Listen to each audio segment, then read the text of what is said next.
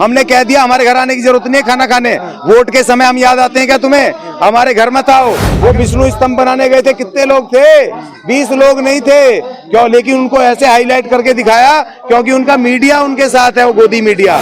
तो हम भी हिंदू मान लेते, हम हिंदू है ना, चलो हम मान भी ले, हम जा भी रहे हैं उनके मंदिर में, तो वो हमें हिंदू नहीं मान रहे, पीट पाट के भगा देते हैं हमें। अपने लोगों को कहते हैं भाई तुम्हारे वाल्मीकि मंदिर है, रविदास मंदिर है, बुद्ध मंदिर है, गाडगे साहब के मंदिर है, कबीर साहब के मंदिर है, बिरसा मुंडा के मंदिर है, हमारी आदिवासी माता दुर्गावती, रानी दुर्गावती के मंदिर है, हमारी महालक्ष्मी आदिवासी के मंदिर है, वहां जाओ भाई।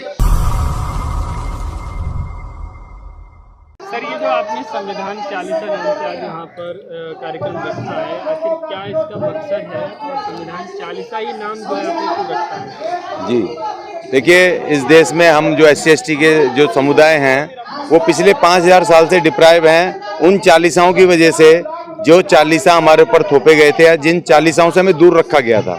और जब आज़ादी के बाद भारत के संविधान में बाबा साहब ने हमें वो अधिकार दिए, मंदिरों में जाने के अधिकार, हमें वो ग्रंथ पढ़ने के अधिकार, हमें 40 पढ़ने के अधिकार, तो फिर उस अधिकारों के बाद भी हमें कुछ मिला नहीं। और बाबा साहब ने हमने संविधान 40 इसलिए नाम रखा है कि इसमें 40 वो जबरदस्त अनुच्छेद हैं जो SC/ST को एम्पावर करते हैं, शक्तिशाली करते हैं, उनको स्ट्रेंथन करते हैं शैक्षणिक रूप से, उनको आर्थिक रूप से और राजनीतिक रूप से। तो हमने वो 40 अनुच्छेद निकाल के हमने एक पुस्तक बनाई संविधान 40 की, और हम उसका प्रचार आज से नहीं 14 मई 2022 से कर रहे हैं। हमने शुरुआत की थी, ये उसी कंटिन्यूएशन में चलता हुआ आ रहा। उसके बाद हम पंजाब, चंडीगढ़, हरियाणा, यूपी, दिल्ली में करते करते फिर वापस आ गए यहाँ पर जंतर मंतर पे। और अब हम अपने SC/ST के युवा अधिकार, उनके जो अधिकार हैं युवाओं के, जैसे उनकी धन धरती में हिस्सेदारी, शिक्षा और रोजगार की उसको गारंटी, क्योंकि संविधान ने दी है ना गारंटी है, आप हमें लिखित गारंटी दो, क्योंकि आप सब कुछ बेच रहे हो। पहले तो सब सरकारी संस्था वो थे ना, शिक्षा और सब जो वो थे फाइनेंशियल आपके इंस्टीट्यूशंस थे, सब सरकारी थे, उसमें रिजर्वेशन था हमारा 22.5%। अब वो हिस्सेदारी खत्म करके आपने वो सब लालाओं को दे दी है, प्राइवेट कर दिया, तो निजीकरण, निजी क्षेत्र में हमें हिस्सेदारी चाहिए। और हमारे बच्चों की, क्योंकि हम 5000 साल से तुम्हें कमा के दिया है इस देश को, हमें तुमने मिनिमम वेज नहीं दिया, हमने तुम्हें रोटियों के टुकड़े दिए हमें आप लोगों ने, तो इसीलिए भैया आप हमें वो हिस्सेदारी चाहिए जो संविधान में है। 22.5% हमारे बच्चों को आप वो गारंटी दो कि शिक्षा और उसमें रोजगार में गारंटी चाहिए, निजीकरण, निजी क्षेत्र में रिजर्वेशन चाहिए। और सबसे बड़ा मकसद संविधान 40 ये है कि संविधान 40 को हम बहुत सिंपल रूप से करके 40 अनुच्छेदों को बता के हम अपने SC/ST के लोगों तक पहुंचा रहे हैं कि भाई देखो ये तुम्हारी शक्ति है, इसमें संविधान में तुम्हारे लिए दिया है। क्योंकि गुमराह किया हुआ है हमारे बहुत बड़े वर्ग को, उनके संगठनों ने गुमराह किया कि भाई तुम तो संविधान तो बेकार है, संविधान में तो कुछ है नहीं। अच्छा, एक मुझे मिल गए वो संत महात्मा ही कुछ दिन पहले, वो कह रहे जी संविधान तो बहुत पुराना हो चुका है। मैंने कहा अच्छा जी कैसे हो चुका है संविधान पुराना? वो कह रहे 1947 उसका 50 का है। तो मैंने कहा फिर इस देश में जो पुलिस एक्ट है वो तो 1860 का है, तो वो आपको पुराना नहीं दिखता? जिस पुलिस एक्ट से, पुलिस से आप हमें पीटते हो, मारते हो, हमें जेल में भिजवाते हो, हमारे खिलाफ एट्रोसिटी करते हो, उनसे मिली भगत करके, जो अंग्रेजों ने अपनी सत्ता को बचाने के लिए बनाया था, वो तुम्हें पुराना नहीं लगता? और जिस मनुवाद को तुम लाना चाहते हो तो 5000 साल पुराना है। जिस मनुवाद को वापस लाना चाहते हो, वर्ण व्यवस्था को लागू करना चाहते हो, वो तो 5000 साल बहुत पुराना नहीं दिखता। हमारा भारत का संविधान अभी तो पुराना, मैंने अभी तो कोरा है वो, क्योंकि अभी तो तुमने उसके पन्ने पलट के नहीं देखे। अभी तो तुमने अनुच्छेद 16(4) के हिसाब से रिजर्वेशन पे कानून नहीं बनाया। अभी तो तुमने अनुच्छेद 17 जो अबॉलिशन ऑफ अनटचेबिलिटी थी उस पे कानून नहीं बनाया, तो वो तो कोरा है बिल्कुल, अभी तो लागू ही नहीं हुआ। जब वो लागू होगा उसके बाद तुम पुराना कहना, अभी तो बिल्कुल नया, अभी तो 1000 साल चलेगा ये। क्योंकि इसी तरह किताब बंद रही और तुम उस पर नहीं कुछ काम करोगे, कोई कानून नहीं बनाओगे, नियम नहीं बनाओगे।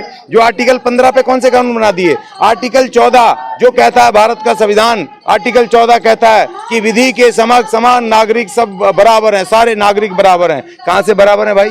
एक अनिल, वो अपना कौन सा अडानी, आज दुनिया का नंबर 1 नंबर 2 मालदार हो गया, और एक अज्ञानी जो उसके पास किराए के भी पैसे नहीं है, तो कैसे एक हो गए जी सर?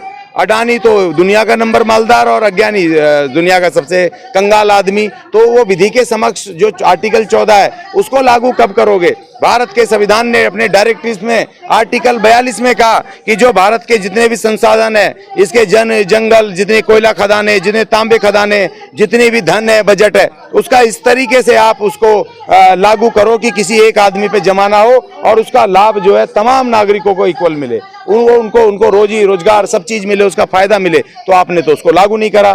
तो इसी तरह आर्टिकल हमारा जो भारत के संविधान का आर्टिकल 25 कहता है कि भाई जो आपको हर मंदिरों में जाने में, अपने अपने धर्म मानने में, अपने भगवान मानने में समान अधिकार हैं। लेकिन जब मंदिरों में जाते हो तो कर्नाटक में हमारे एक दलित के बच्चे के हाथ से वो चलता है जुलूस, तो वो भगवान जी छू लिए, तो आपने कहा हमारे भगवान जी तो तुमने छू लिया, अपवित्र हो गए, 60,000 का उसके ऊपर वो जुर्माना लगा दिया अभी 4 दिन पहले।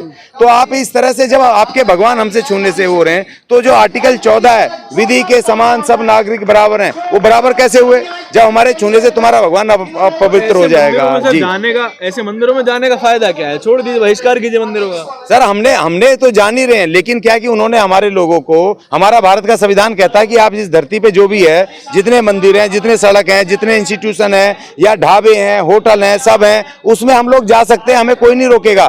लेकिन नहीं, बाबा साहब ने कहा था मत मानो, लेकिन भारत के संविधान में हमारे पास अधिकार है ना। लेकिन फिर भी हम कह रहे हैं कि अगर हम चले गए तो अगर आप हमारे लोगों के ऊपर इसलिए आप लगा दोगे 60,000 का जुर्माना कि तुम्हारे भगवान छू लिए गए, तो इसका मतलब ये हो गया कि तुम भारत के संविधान को नहीं मानते। जहां तक सवाल इस बात कर ना जाने का, वो तो हम भी कह रहे हैं, अपने लोगों को कहते हैं भाई तुम्हारे वाल्मीकि मंदिर है, रविदास मंदिर है, बुद्ध मंदिर है, गाडगे साहब के मंदिर है, कबीर साहब के मंदिर है, बिरसा मुंडा के मंदिर है, हमारी आदिवासी माता दुर्गावती, रानी दुर्गावती के मंदिर है, हमारी महालक्ष्मी आदिवासी के मंदिर है। वहां जाओ भाई, तुम्हें ज्यादा ही प्यास करनी है, क्योंकि वहां 1 रुपया भी दोगे तो हमारे लोगों के ऊपर खर्चा होगा, वो आपके लोगों के ऊपर आएगा, स्ट्रेंथन आपके लोग होंगे तो। लेकिन हमारे लोग, अभी इतना बड़ा हमारे पास प्रचार तंत्र नहीं है, संसाधन नहीं है कि हम तुरंत 35 करोड़ लोगों पे पहुंच करके बता दें।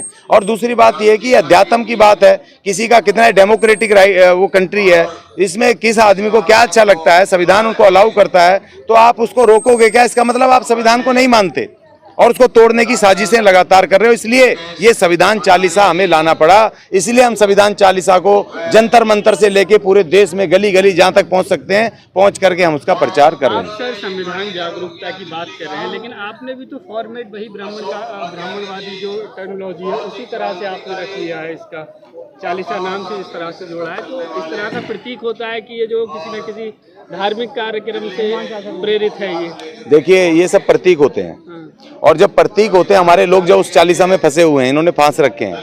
पहले तो 26 जनवरी 1950 से पहले ये उसको सुनने नहीं देते थे। अगर कोई सुनेगा हनुमान चालीसा या इनका ग्रंथ वेद व्यास या इनके उसमें वो सुनेगा इनकी उसकी आरती वगैरह को, तो हमारे जो अनटचेबल थे उनके कानों में शीशा डलवा दिया जाता था। अगर कोई मंत्रोच्चारण करेगा तो उसके जवान काट ली जाती थी, ठीक है ना।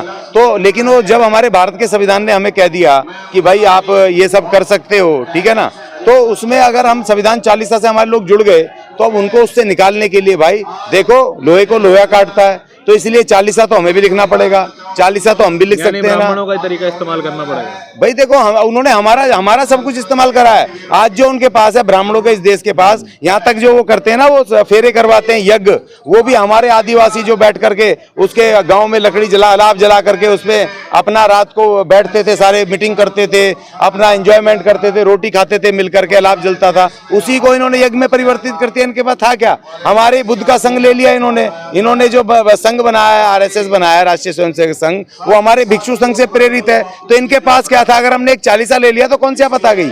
हमने इनको दिया ही दिया है, अभी तो हमारा नाखून भर भी नहीं मिला, तो इसलिए हमने एक शब्द लिया है, तो उसमें कोई मैं समझता हूँ गलत नहीं है। क्या ब्लूप्रिंट है, कैसे पहुंचाएंगे लोगों तक, क्या बेचेंगे इसे या अपने में बांटेंगे, कितनी प्रतियां छपवाई आपने? नहीं, देखिए अभी तक हम 1000 से ज्यादा प्रतियां छपवा चुके हैं। हमारे पास पैसे नहीं है, जितने होते हैं 100-50 वो प्रतियां छपवाते हैं, क्योंकि हमें एक प्रति 7 रुपए 8 रुपए की पड़ती है।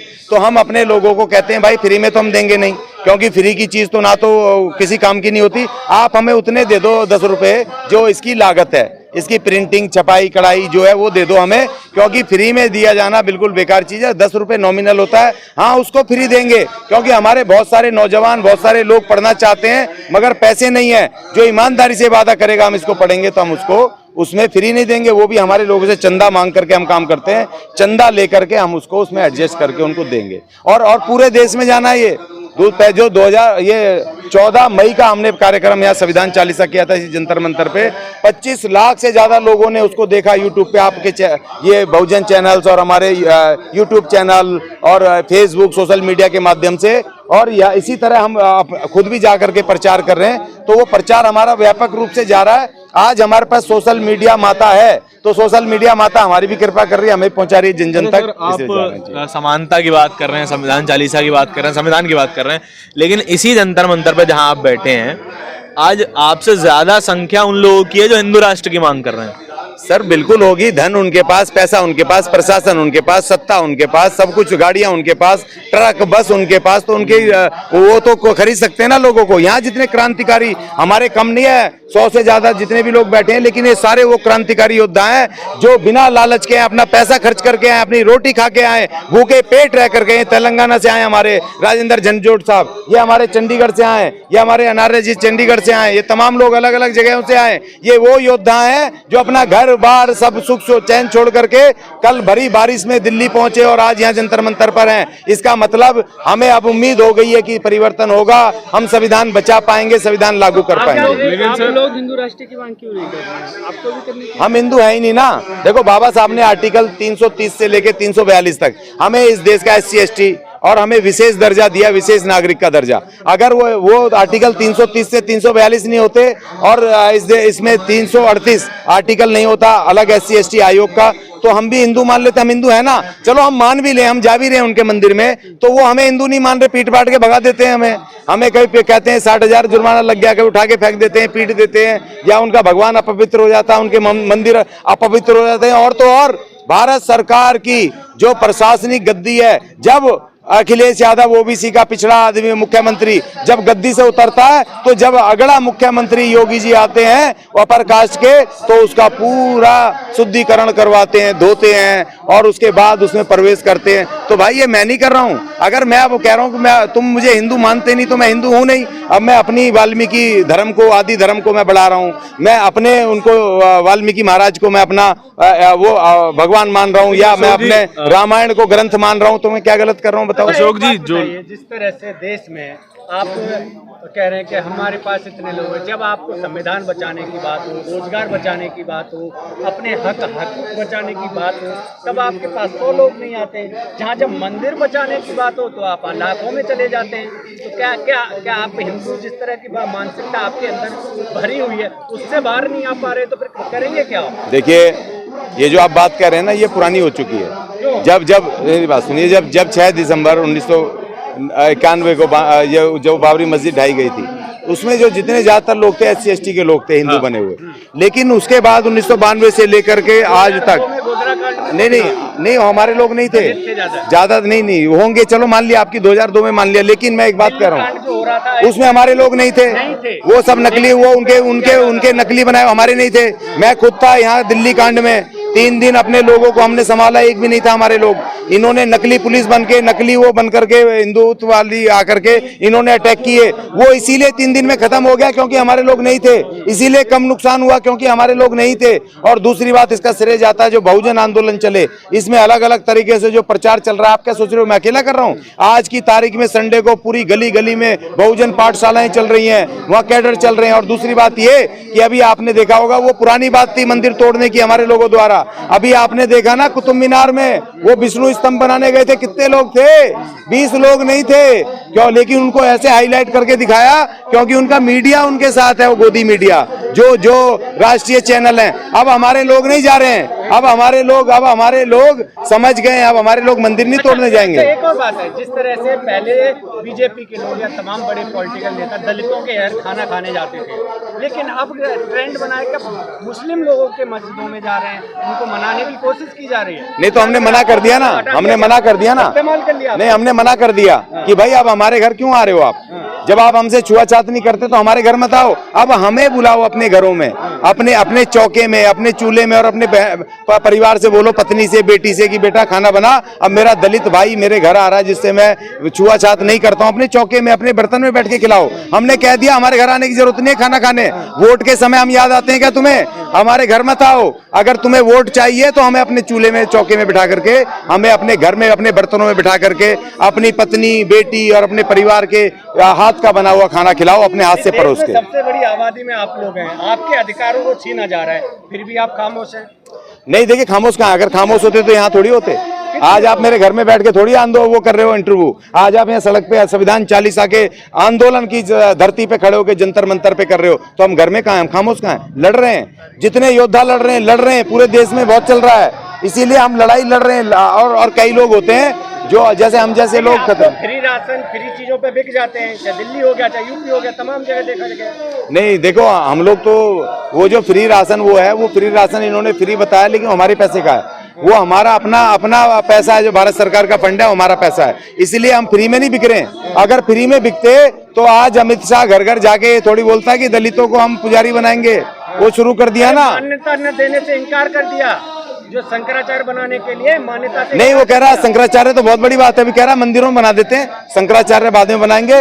वो 2030 के चुनाव में बनाएंगे, 2024 के चुनाव के लिए तुम्हें हम 2-4 को वो बना देंगे, दलितों को वो, और हमें वोट दे दो। कुछ भी नहीं, मंदिर में जाके खुश हो जाएंगे, बस यही चाहिए। नहीं, हमने मना कर दिया, हमने मना कर दिया, हमें नहीं चाहिए तुम्हारे मंदिर, तुम्हारे पुजारी पद नहीं चाहिए। अब हमें पक्के कर दो भाई, हमें नौकरी चाहिए, रोजगार चाहिए, संविधान का हिस्सा चाहिए, और संविधान बचाओ और संविधान में SC ST के अधिकारों को लागू करो।